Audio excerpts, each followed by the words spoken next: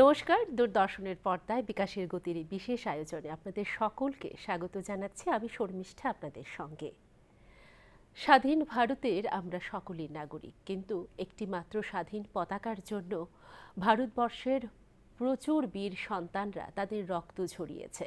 ভারত মাতার বীর সন্তানরা হাসি মুখে আত্মবলিদান দিয়েছে। আজ স্বাধীন ভারতের আমরা নাগরিক। আজ ত্রিবর্ণ রঞ্জিত জাতীয় পতাকা নিয়ে আমরা গর্ববোধ করি, আমরা অহংকার বোধ করি। আমরা কিন্তু আজকে একটু ব্যতিক্রমী আয়োজন নিয়ে আসলাম। আমরা বিকাশের গতির এই বিশেষ আয়োজনে বিকাশমুখী ভারত, আত্মনির্ভর ভারত নিয়ে আমরা আলোচনা করব এবং হর ঘর তিরঙ্গা, যেটা আমাদের মনে জাতীয়তাবোধ তৈরি করে, এই বিষয়গুলো নিয়ে আমরা আলোচনা করব আমাদের এই বিশেষ আয়োজনে। যিনি এসছেন চলুন পরিচয় করিয়ে দিচ্ছি। আমার ঠিক পাশেই রইলেন ত্রিপুরা বিধানসভার মুখ্য সচেতক এবং একজন তেলিয়ামুড়ার জনপ্রিয় বিধায়িকা শ্রীমতী কল্যাণী রায়। নমস্কার ম্যাডাম, আপনাকে নমস্কার। আপনাকে এবং নমস্কার আমাদের ডিডি আগরতলা চ্যানেলের সমস্ত দর্শক কলাকুশলীদের। খুব ভালো লাগছে দিদি আপনাকে পেয়ে। সত্যি আপনি আমাদের খুব কাছের। আপনাকে যেভাবেই আমরা ডাকি পেয়ে যাই। আর মহিলারা এবং আমরা সকলেই আপনাকে নিয়ে খুব গর্ববোধ করি, কারণ আমরা বরাবর দেখেছি আপনি মহিলাদের জন্য, মেয়েদের জন্য লড়াই করছেন, বলছেন, ঝাঁপিয়ে পড়ছেন। সত্যি আমরা সেই বিষয়গুলোতে আসব। তবে যেহেতু আমাদের অগাস্ট মাস, একটা অন্য রকম মনে, সকলের মনে একটা অন্য রকম একটা ভাবনা, বেদনা, দোল, অনুভূতি। আমি একটু ছোট্ট করে শুনবো, এই অগাস্ট মাস আসলে আপনার কি অনুভূতিটা হয়? প্রথমেই আমি আন্তরিকভাবে আপনাকে ধন্যবাদ জানাই। আমার জীবন, আমার দর্শন, আমার কাজ করা যদি কোনো নারীকে, একটি নারীকেও অনুপ্রাণিত করে, তবে আমি ধন্য।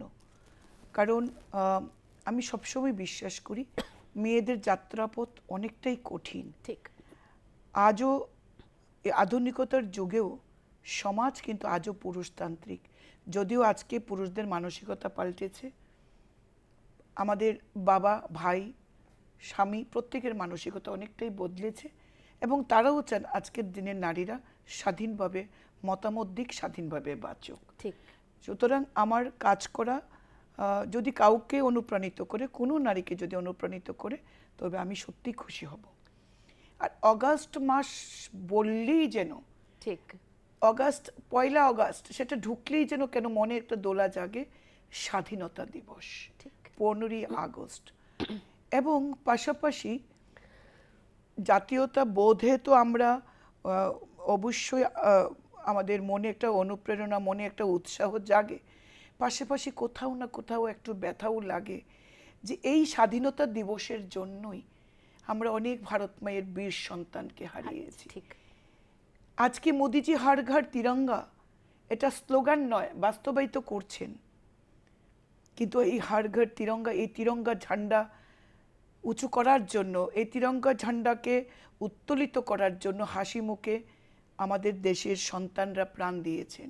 ঠিক। বিনয়, বাদল, দীনেশ, ক্ষুদিরাম, নেতাজি বসু, কাকে বাদ দেবেন? এখনো দিচ্ছেন, এখনো দিচ্ছেন। সেই পেহেলগামের ঘটনাটা যদি সেটাই বীর বলছি, সন্তানরা কিভাবে আমাদের দেশের সেনারা যারা সীমান্ত দাঁড়িয়ে আমাদেরকে রক্ষা করছেন, সুরক্ষা দিচ্ছেন, যারা এখনো প্রাণের বিনিময়ে আমাদেরকে সুরক্ষিত রাখছেন, সীমান্তে তারা অতুল প্রহরীর মতো পাহারা দিচ্ছেন, আর আমরা সুন্দরভাবে রাত্রি যাপন করছি নিশ্চিন্তে। তাদের প্রতিও আমার আজকের দিনে অগাধ শ্রদ্ধা এবং তাদের আত্মবলিদান যারা দিয়েছেন তাদেরকেও আমরা সম্মানের সঙ্গে স্মরণ করছি। এবং এই আগস্ট মাস আত্মবলিদানের মাস। ঠিক, একদম ঠিক। আসলে কি এই মাসটা আসলে আমরা অনেক কিছু করে থাকি, উদযাপন করে থাকি। প্রতি ঘরে ঘরে আমরা তিরঙ্গা, যেটা আজাদি কা অমৃত মহোৎসব, আজ থেকে 3 বছর আগেই সেটা শুরু হয়ে গিয়েছিল। এবং এই যে মাননীয় প্রধানমন্ত্রী সকলের মনের মধ্যে একটা অন্যরকম বার্তা দিয়েছেন হর ঘর তিরঙ্গার মধ্য দিয়ে, এবং এটাকে সঠিক নিয়মে তোলা এবং সেটাকে আবার সঠিকভাবে নামিয়ে নেওয়া, এটাও কিন্তু একটা বিধিনিষেধ ভাবে পালন করছেন সবাই। আপনি যদি একটু ছোট করে বলেন সকলের জন্য। দেখুন, স্বাধীনতা আমরা 1947 সালের 15ই আগস্ট আমরা পেয়েছি। স্বাধীনতার 25 বছর গেল, স্বাধীনতার 50 বছর গেছে। ঠিক। বিভিন্ন প্রধানমন্ত্রী দেশকে শাসন করেছেন, দেশের প্রধানমন্ত্রী হয়ে জনগণের জন্য কাজ করেছেন। সেই সমস্ত প্রধানমন্ত্রীদের যারা বরণীয়, যারা সম্মানীয়, তাদেরকে তাদের জায়গায় সম্মান জানিয়ে, শ্রদ্ধা জানিয়ে যেটা বলতে চাই, হর ঘর তিরঙ্গা, হর ঘর তিরঙ্গা এবং স্বাধীনতা দিবসের আগে থেকেই প্রত্যেক ভারতবাসীকে আহ্বান করা যে আমাদের প্রতি ঘরে তিরঙ্গা পতাকা উত্তোলিত করতে, এই আহ্বান কিন্তু দেশের প্রধানমন্ত্রী নরেন্দ্র মোদী করেছেন। ঠিক ঠিক। আজকে হর ঘর তিরঙ্গা একটা স্লোগান, শুধু স্লোগান নয়, এই স্লোগানকে বাস্তবায়িত করার উদ্যোগ নিয়েছেন। ঠিক, এটা কিন্তু আমরা আগে পাইনি।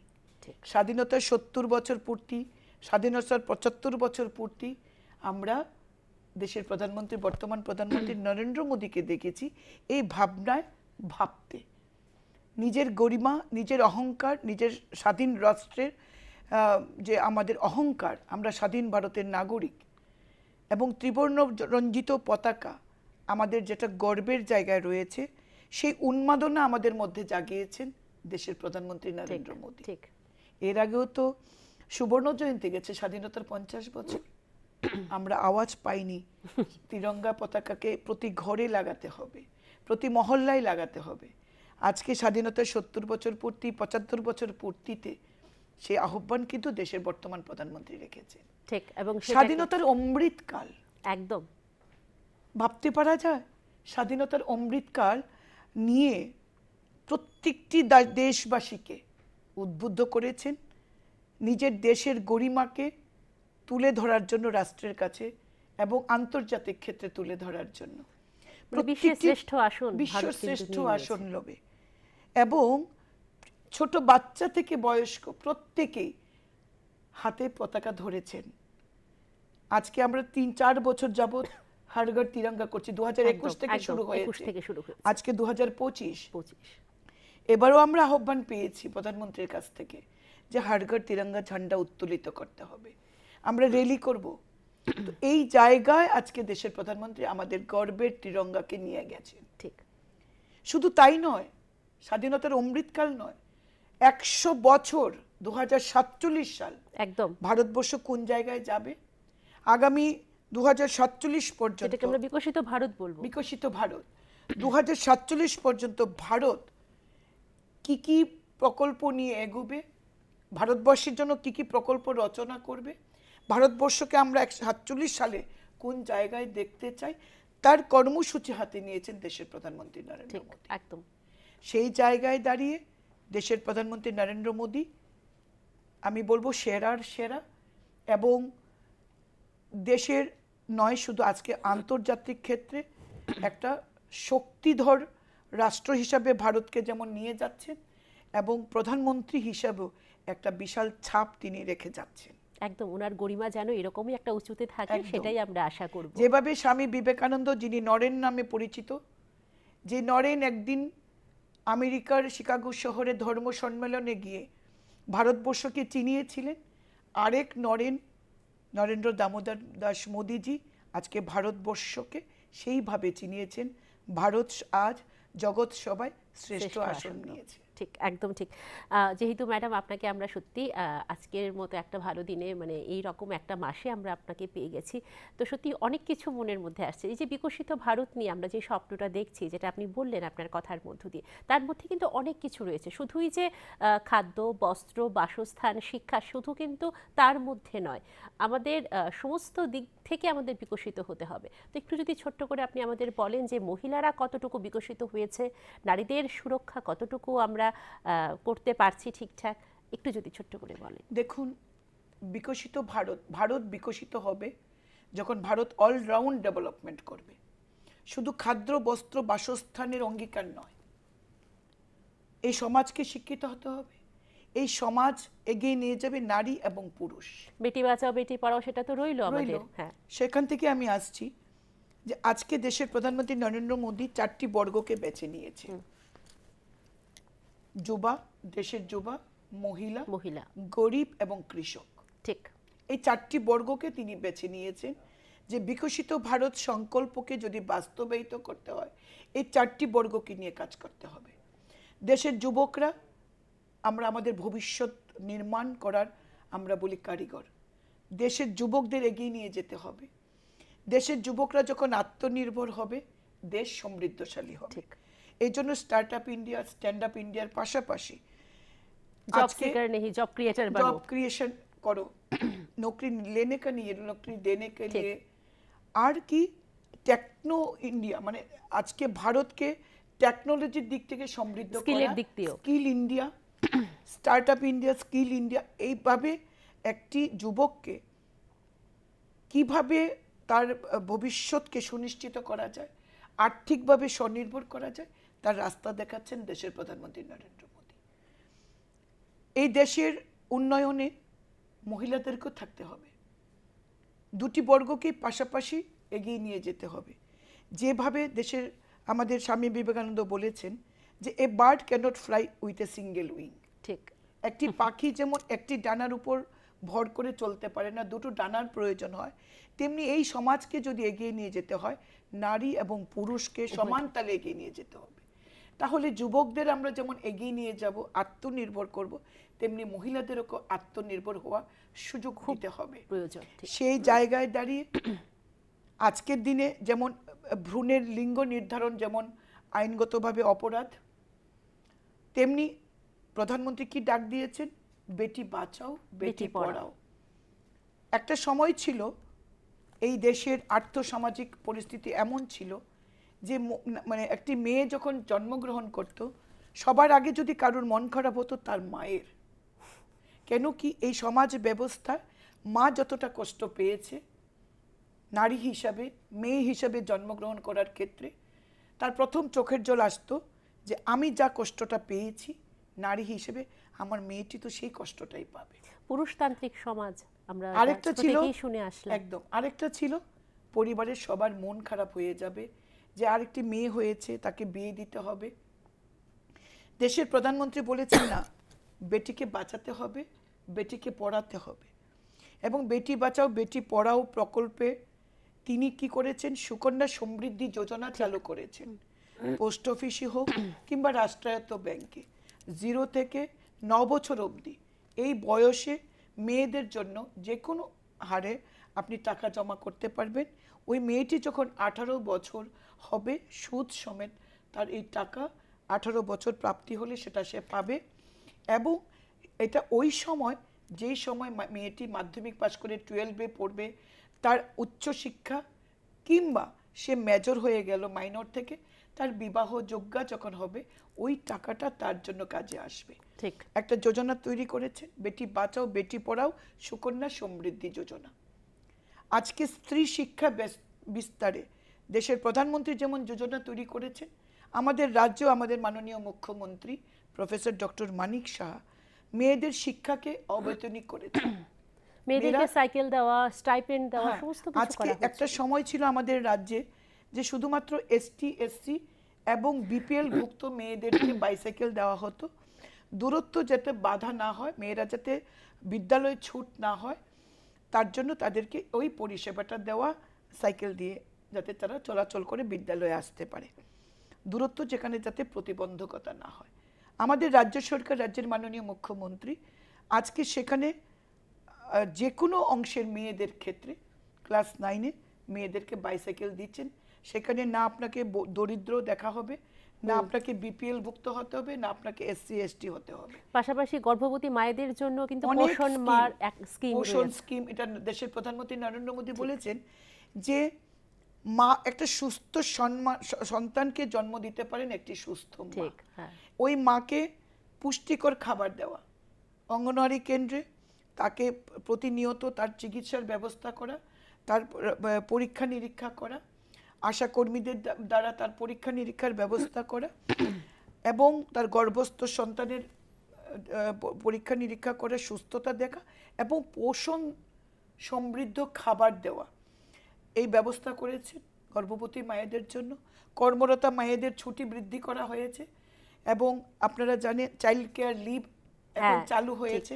কর্মরতা মায়েরা যাতে চাইল্ড কেয়ার লিভ পায়, এখন বাবাদের জন্য চিন্তা করা হচ্ছে। চাকরির ক্ষেত্রেও তো মহিলাদের সংরক্ষণ বেড়েছে। 33% রিজার্ভেশন আমাদের রাজ্য সরকার চাকরির ক্ষেত্রে করেছেন। এমনকি দেশের প্রধানমন্ত্রী নরেন্দ্র মোদী তিনি মহিলাদের যেমন সম্মান দিচ্ছেন, সুরক্ষা দিচ্ছেন। আমাদের আগে যেটা পক্সো আইন ছিল সেই আইনটাকে এবং পোক্সো আইন এখনো আছে, জাস্ট এখন আগে আইপিসি সিআরপিসি আইপিসি ছিল, এখন বিএনএস হয়েছে। সেখানেও পক্সো আইনে অপরাধীকে যাবজ্জীবন মৃত্যুদণ্ডের বিধান রেখে সমাজ থেকে এই অপরাধকে নির্মূল করার প্রয়াস নিয়েছেন। এবং ছোট ছোট বাচ্চাকে রেপ করে যেভাবে তাদেরকে মেরে ফেলা হয়, তার জন্য আইনকে কঠোর থেকে কঠোরতম করা হয়েছে। লক্ষ্য একটাই, পুরুষ এবং মহিলাদের মধ্যে সমতা বজায় রাখা, তাদেরকে বাঁচার অধিকার দেওয়া এবং মহিলাদেরকে সুরক্ষিত রাখা। পাশাপাশি আজকের দিনে মেয়েরা শুধুমাত্র সেলফ হেল্প গ্রুপ করবে, আর্থসামাজিক উন্নয়ন শুধু সেলফ হেল্প গ্রুপের মাধ্যমে করবে সেটা শুধু নয়, সেলফ হেল্প গ্রুপের মাধ্যমে যেমন প্রত্যেকটি গ্রামীণ মহিলা, যেমন এসএইচজি, ভিএলও, ভিও, সিএলএফ প্রত্যেকে কিন্তু রোজগার পাচ্ছে, রোজগার করছেন, প্রত্যেকে ঘরে বসে একটু সময় দিয়ে তারা যেমন রোজগার করছেন, আত্মনির্ভর হচ্ছেন। আজকে কৃষি এবং কৃষক কল্যাণ দপ্তর দ্রোণ দিদি, দ্রোণ কৃষকদের ক্ষেত দ্রোণ দিয়ে সেটা দেখাশোনা করা, এটা পর্যবেক্ষণ করা, তার দায়িত্ব মহিলাদের দিয়েছেন, নাম দিয়েছেন দ্রোণ দিদি। কৃষি এবং কৃষক কল্যাণ দপ্তর, সেটা কেন্দ্রীয় সরকারে হোক এবং রাজ্য সরকার, দ্রোণ দেওয়া হচ্ছে মহিলাদের নামে। সুতরাং মহিলারা যেমন এই কাজগুলি করছে, পাশাপাশি দেশের প্রধানমন্ত্রী নরেন্দ্র মোদী যে দায়িত্বটা, যে অধিকারটা আমাদের দিয়েছেন নির্বাচনে প্রতিদ্বন্দ্বিতা করা, এই ওমেন রিজার্ভেশন বিল বহু সরকার এসেছে, বহু সরকার গেছে, বহু প্রধানমন্ত্রী এসছেন, বহু প্রধানমন্ত্রী গেছেন, কিন্তু ওমেন রিজার্ভেশন বিল কেউ পাশ করাতে পারেননি। এবং মেয়েদেরকে নির্বাচনের প্রতিদ্বন্দ্বিতা করার অধিকার দেওয়া হয়নি। এটা প্রত্যেকটি রাজনৈতিক দলের করুণার উপর, ইচ্ছের উপর সেটা ছিল। 3 তালাক বন্ধ, হ্যাঁ আসছি আমি।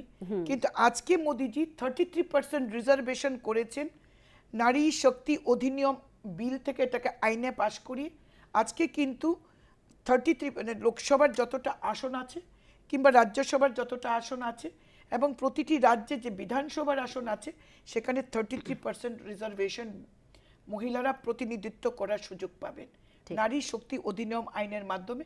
সেটা 2026 থেকে জনগণনার পর সেটা চালু হবে এবং এসসি এসটি যে রিজার্ভেশন, সেই রিজার্ভেশন অনুযায়ী 33% মহিলা এই দেশের প্রতিনিধিত্ব বা নির্বাচনে প্রতিদ্বন্দ্বিতা করার সুযোগ পাচ্ছে।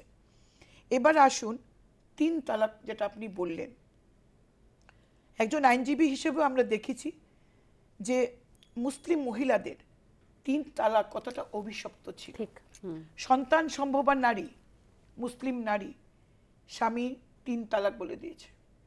সংসার করতে গেলে ঝগড়াঝাটি হয়, মনোমালিন্য হয়, তখন ওই মুসলিম পুরুষ যদি তালাক তালাক তালাক বলে দিত, এই মহিলার তালাক হয়ে যেত এবং তখন তার স্বামীর উপর তার কোনো অধিকার থাকতো না। 1টি সন্তান হোক, 2টি সন্তান হোক কিংবা 5টি সন্তান হোক, তাকে নিয়ে বাপের বাড়িতে আশ্রয় নিতে হতো কিংবা কোথাও আশ্রয় নিতে হতো, তার কোনো অধিকার ছিল না। শুধুমাত্র 3 তালাক, 3টি শব্দ তার জীবন এবং তার সন্তানদের ভবিষ্যৎকে চুরমার করে দিত। এবং টেকনোলজি যতটা ডেভেলপ করেছে, হোয়াটসঅ্যাপে, ইমেইলে বিদেশ থেকেও 3 তালাক তালাক তালাক তালাক বলে সেই মহিলাকে এরকমও হয়েছে স্বামী পরিত্যক্তা গণ্য করা হতো। আমি আন্তরিক ধন্যবাদ জানাই দেশের প্রধানমন্ত্রী নরেন্দ্র মোদীকে, একজন নারী হিসেবে চিরকৃতজ্ঞ থাকবো ওনার কাছে। মুসলিম মায়েরা, মুসলিম বোনেরা তো থাকবেই, আজকে কিন্তু 3 তালাক রদ করে মুসলিম মহিলাদের বাঁচার অধিকার দিয়েছেন, মানবতা ফিরিয়ে দিয়েছেন, মানব অধিকার ফিরিয়ে দিয়েছেন দেশের প্রধানমন্ত্রী নরেন্দ্র মোদী এই 3 তালাক প্রথাকে রদ করে।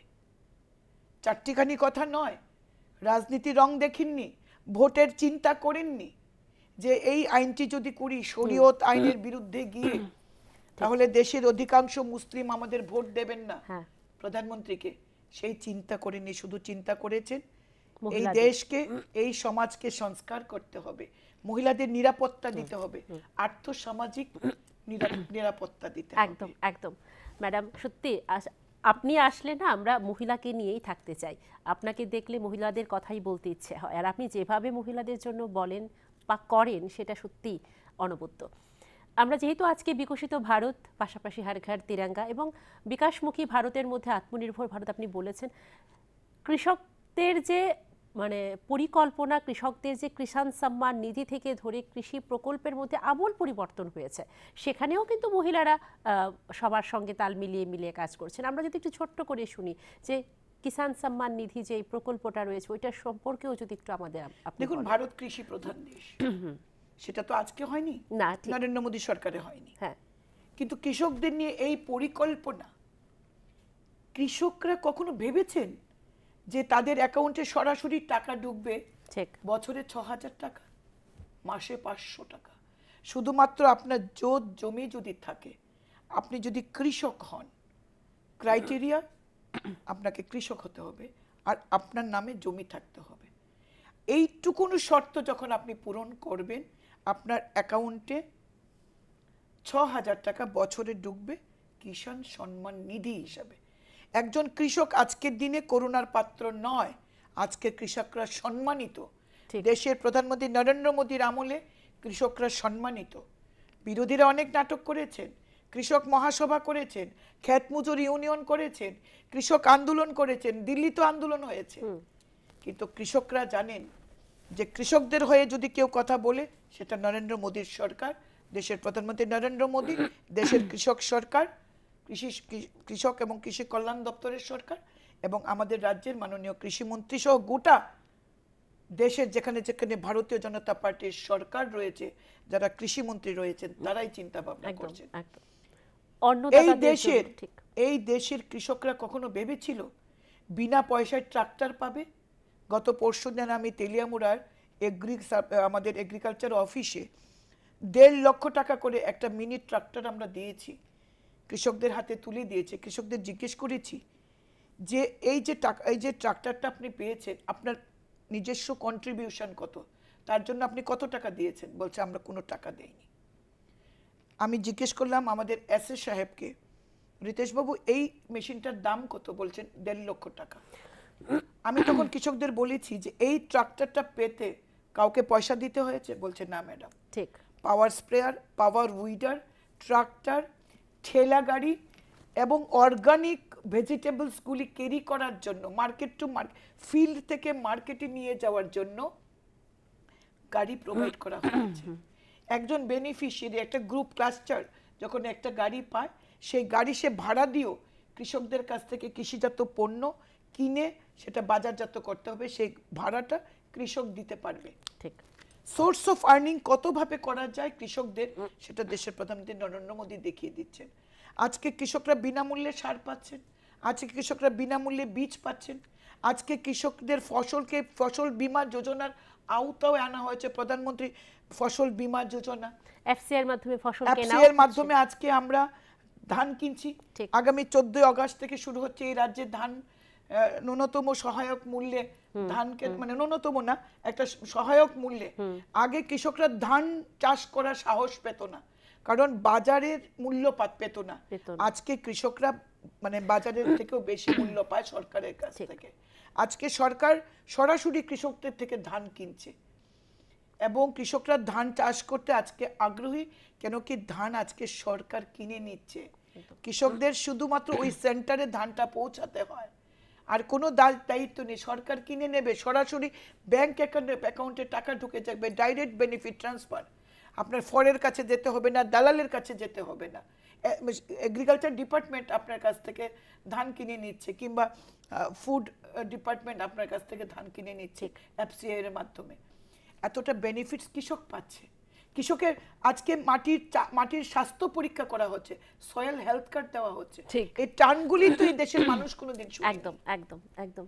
দেশের প্রধানমন্ত্রী নরেন্দ্র মোদী সেটা করে দিয়েছে। একটা বিষয় এত বড় ম্যাডাম, যে যদি বলি বেটি বাঁচাও বেটি পড়াও, নারী ক্ষমতায়ন, নারী সশক্তিকরণ বা কৃষি প্রকল্প, এগুলো এক একটা এপিসোড আমাদের শেষ হয়ে যাবে, কিন্তু আমাদের তো একটা স্বল্প হাতে বাধা থাকে আমাদের। তো আমরা একটু জানতে চাইবো, যেহেতু আপনাকে পেয়ে গেলাম, তেলিয়ামুড়ার আপনি একজন জনপ্রিয় বিধায়িকা। আমি একটু বলতে চাই, গত কয়েকদিন আগে 20তম কিস্তি কিষাণ সম্মান নিধি দিয়েছেন আমাদের রাজ্যে সহ গোটা দেশে, এবং আমাদের রাজ্যে 35 কোটি 34 লক্ষ বেশি টাকা কৃষকরা তার অ্যাকাউন্টে পেয়েছেন। বাহ, ভাবা যায় কোনো? সত্যি।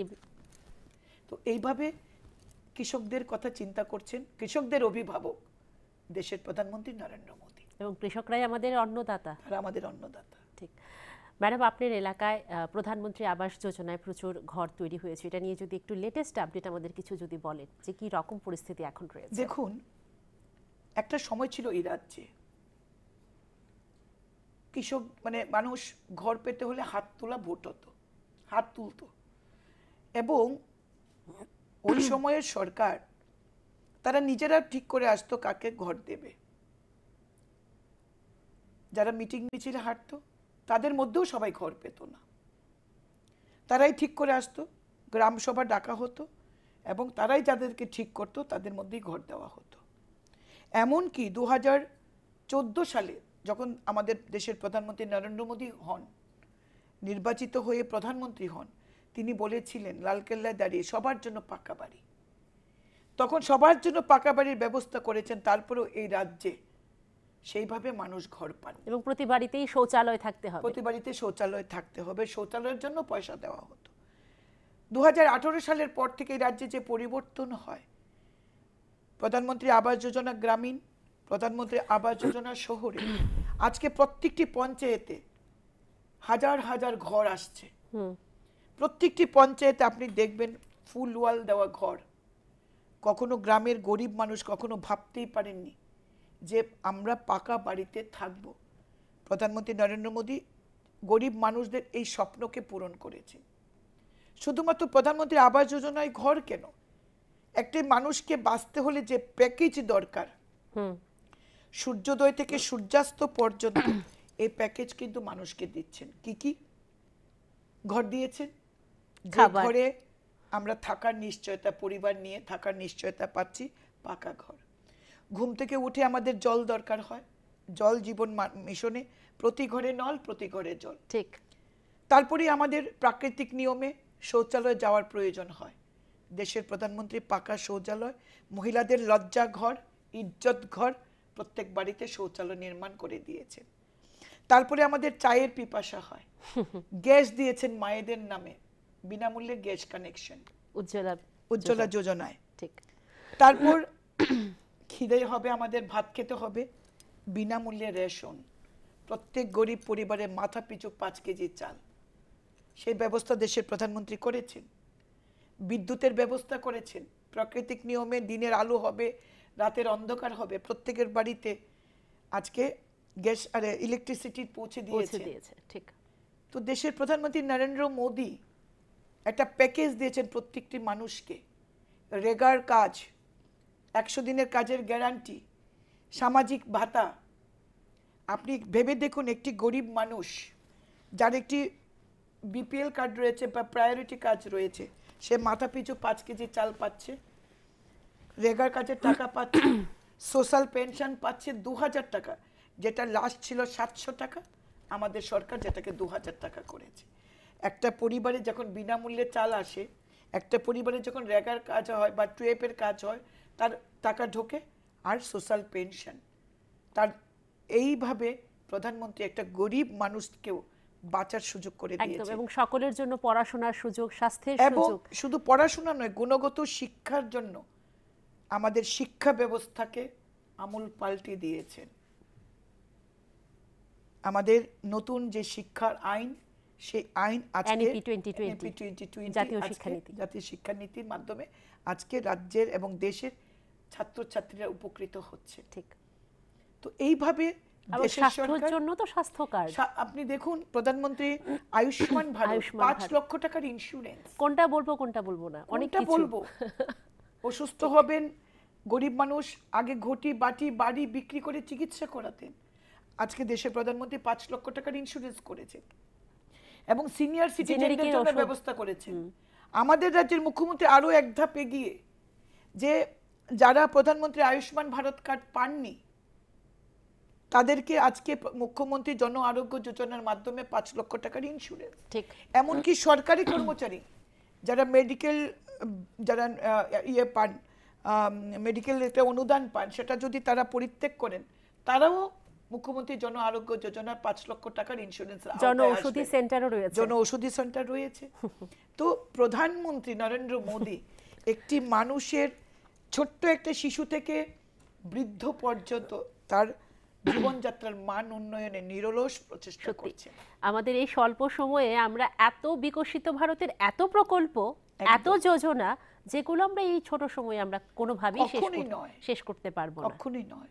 সত্যি আমাদের আজ আমরা ভারতবাসী হয়ে গর্ববোধ করছি এবং আমরা চাইবো এভাবেই যেন ভারতের যে স্বপ্নটা সেটা যেন সফল হয়। আপনাকে সত্যি পেয়ে আমরা এতটাই আনন্দিত যে কোনটায় শুনবো কোনটা না সবটাই আপনি আমাদের কিছু কিছু করে বলে গেছেন। কিন্তু যারা আমাদের যুবকরা রয়েছেন, নতুন পিঢ়ি যারা রয়েছেন, নতুন মায়েরা বোনেরা যারা নবীন প্রজন্ম, তাদেরকে যদি আপনি একটা ছোট্ট করে মেসেজ দিন তাহলে আমরা খুব খুশি হব। একটা জিনিস আমি যুবকদের উদ্দেশ্যে বলতে চাই, জন্মেছি আমরা এই পৃথিবীর এই সমাজের আলো বাতাস নিয়ে বড় হচ্ছি, শুধু নিচ্ছি আমরা পৃথিবী থেকে, দিচ্ছি না কিছুই। দেওয়ার মানসিকতা রাখতে হবে। প্রধানমন্ত্রী নরেন্দ্র মোদী যুবকদের যে আহ্বান করেছেন, start up India, stand up India, বিভিন্ন যোজনা যেটা করেছেন, সেই যোজনার সুফল আপনারা ঘরে তুলুন, নিজেকে বিকশিত করুন। আপনি বিকশিত হলে এই সমাজ বিকশিত হবে, এই দেশ বিকশিত হবে। এবং বিভিন্নভাবে মুদ্রা লোন থেকে শুরু করে দেশের প্রধানমন্ত্রী নরেন্দ্র মোদী কিন্তু যুবকদের জন্য অনেক যোজনা তৈরি করেছেন। আপনারা আসুন, রাজ্য সরকার এবং দেশের সরকারের এই যোজনাগুলি সম্পর্কে জানুন এবং নরেন্দ্র মোদীর দিক নির্দেশিত পথে আপনারা চলুন। দেখবেন এই দেশ বিশ্বের মধ্যে শ্রেষ্ঠ দেশ হিসাবে নির্বাচিত হবে এবং সুন্দর সুস্থ নাগরিক হিসাবে আপনিও এই দেশকে এগিয়ে নিয়ে যাবেন। আমরা চাই এই দেশ নেশামুক্ত থাকুক, এই রাজ্য নেশামুক্ত থাকুক এবং নেশামুক্ত সমাজ তৈরি করুক আমাদের যুবকরা। এই সমাজের যারা যুবক, যারা আজকে যুবক, আগামী দিনের ভবিষ্যৎ। সুতরাং এবং যতগুলি আপনারা দেখবেন আজকে আমাদের রাজ্যে টিসিএস এবং আইএএস পড়ার জন্য তাদেরকে বিভিন্নভাবে প্রশিক্ষণের ব্যবস্থা আমাদের রাজ্য সরকার করছেন। সমস্ত সুযোগ সুবিধা আপনারা নিন এবং নিজের বিকাশ করুন, দেশের বিকাশ করুন, সমাজের বিকাশ করুন এবং এই দেশকে সুন্দর করে তৈরি করুন। সেই কবি সুকান্তর ভাষায়, চলে যাব তবু যতক্ষণ দেহে আছে প্রাণ, প্রাণপণে পৃথিবীর সরাবো জঞ্জাল। এই পৃথিবীকে শিশুর বাসযোগ্য করে যাব আমি, নবজাতকের কাছে এই আমার দৃঢ় অঙ্গীকার। অসাধারণ, সত্যি এত সুন্দরভাবে আপনি দুটো লাইনের মধ্য দিয়ে সব কিছু বলে গেলেন। খুব ভালো লাগছে ম্যাডাম, আপনি আমাদের সময় দিয়েছেন। আমরা এভাবেই চাইবো আপনাকে, আপনি যেন পরবর্তী সময় আমরা যেন আরও কিছু আপনার থেকে মহিলাদের জন্য, মায়েদের জন্য এবং আমাদের নতুন পিঢ়ির জন্য কিছু শুনতে চাই। আরও ধন্যবাদ আপনাকে, আমাকে আমন্ত্রণ করেছেন। খুব ধন্যবাদ ডিডি চ্যানেলের সমস্ত কলা কুশলী সহ এই রাজ্যের মানুষ যারা আমাকে একটু শুনেছেন, সবাইকে অসংখ্য ধন্যবাদ।